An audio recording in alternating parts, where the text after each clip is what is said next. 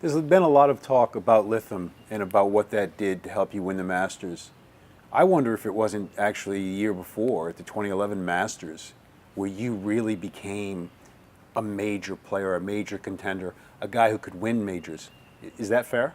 I would definitely agree with that. I think it wasn't the lessons I learned at Lytham that helped me win the Masters this year. It was my developing level of comfort with Augusta National Golf Club the last 3 years. 2010 was kind of the turning point for me. I played really well tee to green, and I hadn't for 7 years, I would say, since my first Masters. And so I had a real level of uncomfort with the golf course because I'd hit it in a lot of bad spots, and makes it hard to play a course like that if you're not confident on shots. In 2010 it turned around, and then I was able to capitalize on that in 11 and play really nicely and have a chance to win. And I felt I did everything right coming down the stretch. Stood on the 17th tee with a one-shot lead and parred the last 2 holes. Usually does turn out well for you at Augusta, but Charles had made history that day and birdied the last 4 holes, and I wasn't even close. I was 2 shots behind in the end, but that set the tone for me at Augusta, and I played well there last year, and I've just really developed a great level of comfort at the course, like you could say Tiger has or Phil Mickelson has. You know, that's kind of how I feel. I feel like I know the place. It's somewhat like going to your home course. You've got a good understanding of how to play it, and you feel comfortable on all the shots. And I think 2011 certainly was a huge part of helping me get to this point this year there. Can you talk a little bit about the uniqueness of Augusta National, about developing a relationship pretty much with a golf course, a comfort zone, a relationship with a golf course? Yeah, absolutely. It's a bit like St Andrews in the way that there's no real other courses like it.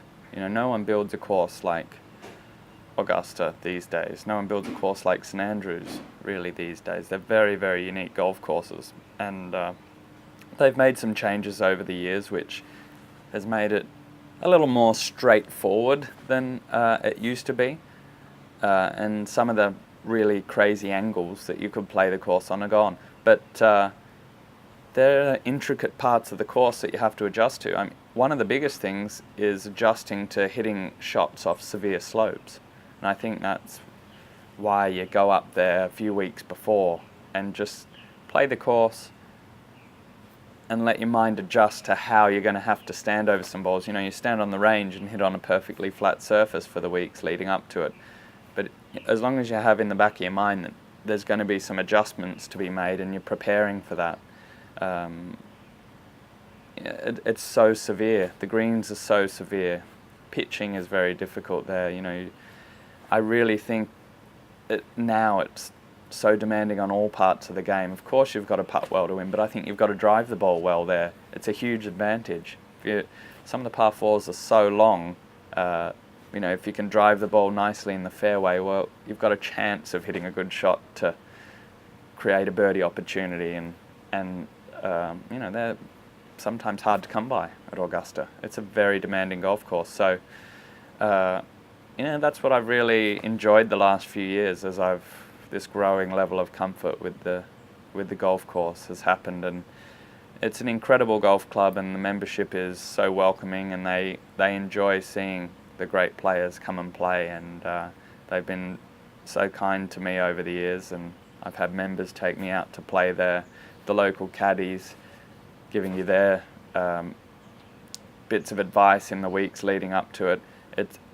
I really go there with an attitude to enjoy it and have some fun, and this year the work was done before the practice rounds, and I went out and played 9 holes on Tuesday and Wednesday, played with Ernie and Louis Oosthuizen, and just had fun. We played a little skins game, and I wasn't trying to figure anything out. I felt like I had it all sorted in my mind, and I was playing 9 holes with the boys is what it felt like, which was a nice way to do it because it's such a pressure-packed week, and you know, I felt like I wasted no energy on that Tuesday and Wednesday, and I was ready to go for Thursday.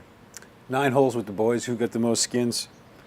I cleaned up the first day, which was great, but Louis came up with the goods the next day. Adam, we know you to be, there's nobody out here classier than you are. You're a mild-mannered gentleman. And sometimes being a mild-mannered gentleman is misconceived. People think of that as a weakness or whatever. The emotion that you showed at 18, the 72nd hole at the Masters, I think just stomped all over that. That, I think, was a putt heard around the world because of the person who did it. Do you have a sense of that?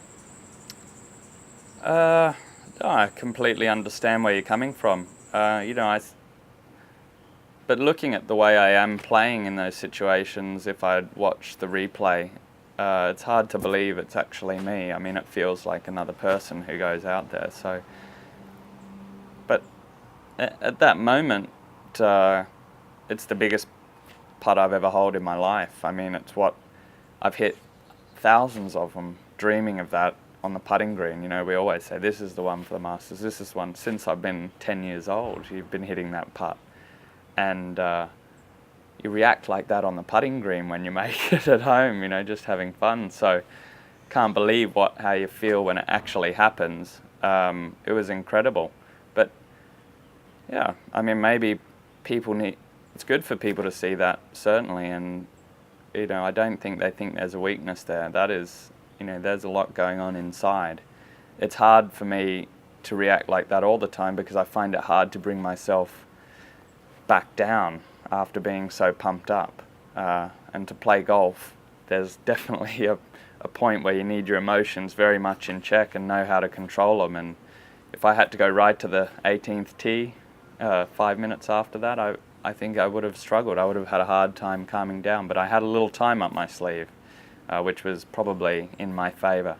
But, you know, I occasionally let it out, but it comes out right at the end, at the big moments. And, you know, for me, that was as big as it gets.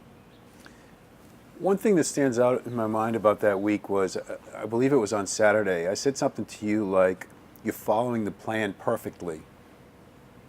And it seemed like you had a little bit of a reaction, like not being sure or whatever.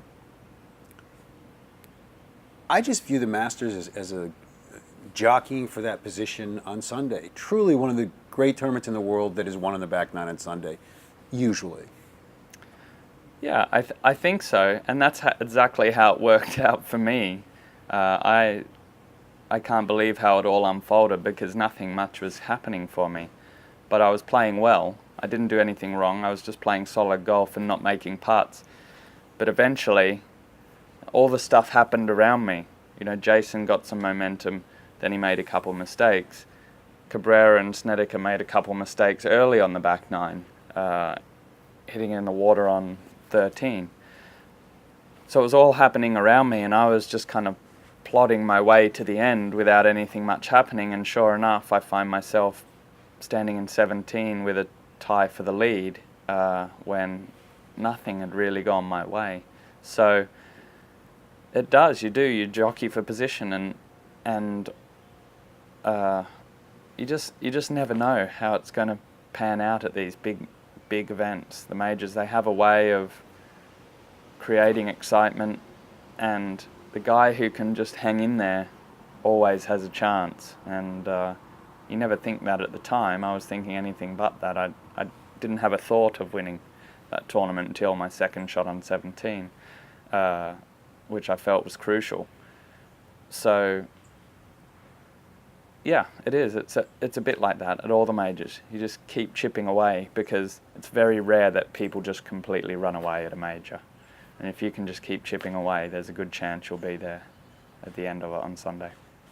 Whether it's a regular tour event or a major, players have always said that the best part of it for them is getting on the range and having all your peers come up and congratulate you. What's that been like?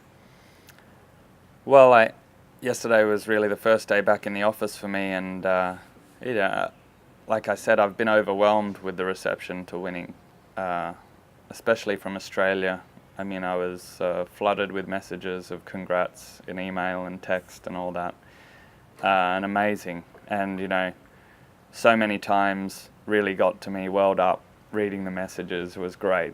And coming out here and seeing the boys out here is also really nice. I mean, I feel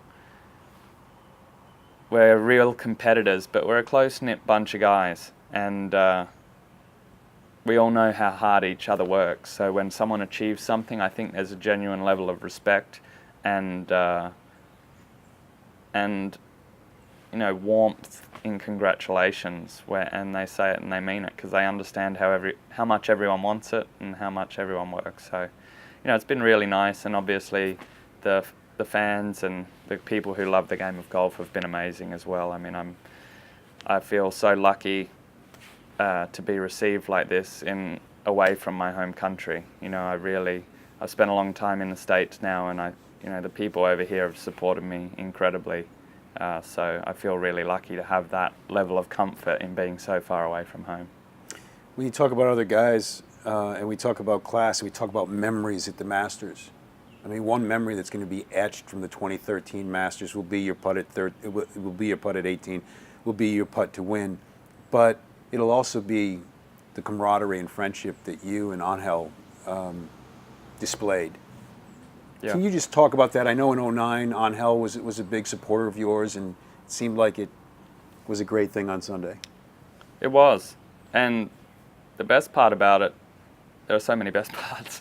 Best part about the whole Angel thing and me was we played Thursday, Friday together, and we've known each other a long time. He was on the European tour when I first started playing over there. He was younger than I am actually when I first came over there, and I could see he got a little run happening midway through the round on Friday where he made a few birdies, and all of a sudden he was 4 under for the tournament and maybe a couple shots back off the lead at that point, and just a little switch went off in him, and you could see the sparkle in his eye, like he was feeling it. He knew he was going to do it, and he's been probably inconsistent by his standards over the last couple years, but all of a sudden he had that feeling, and I could see he meant business for the week, and he is a really, really tough competitor. He is a really tough competitor. I've played as a partner with him in the President's Cup, and I know how tough he is. And in '09 at the President's Cup, he knew I was having a hard time, and that year generally, and I played with him that week, and you know, he was really supportive and you know, just let me know that he believes in my game, and you know, keep pushing, it'll turn around. And something I never forgot, because it's very hard when your peers are struggling, because they're your competitor also, but you don't want to get in their business. But that was really nice of him, just to have a nice, very quick word with me and just let me know that he thought I was a great player, and keep working at it, I'll be back. So I have a huge level of respect for him, and you know, you got to feel for him. He's hit every shot great, closing out the Masters. He's hit it to 2 feet up 18 in regulation and tapped it in. His chips basically rolled over the edge of the hole on 18 in the playoff, and then he's hit 2 amazing shots down 10 and a great putt that sits just high of the hole. He's done everything right and not won. You know, you've got to feel for him for that. I mean, huge level of respect for how well he was playing, and I knew he wouldn't give it to me, that's for sure. You get introduced on the first tee as the Masters champion, 2013 Masters champion for the rest of your life, no matter what happens. How cool is that? Yeah, that's a really neat thing. You know, I'm going to enjoy this so much, I know, for the rest of this year, but like I said, for the next 40 years that I'll be going to the Masters. But you know, it's a great thing that'll never be taken away. But like I said, for me, this hopefully is the beginning of achieving everything I want, and I'd like to keep the momentum going, and hopefully I can open the floodgates.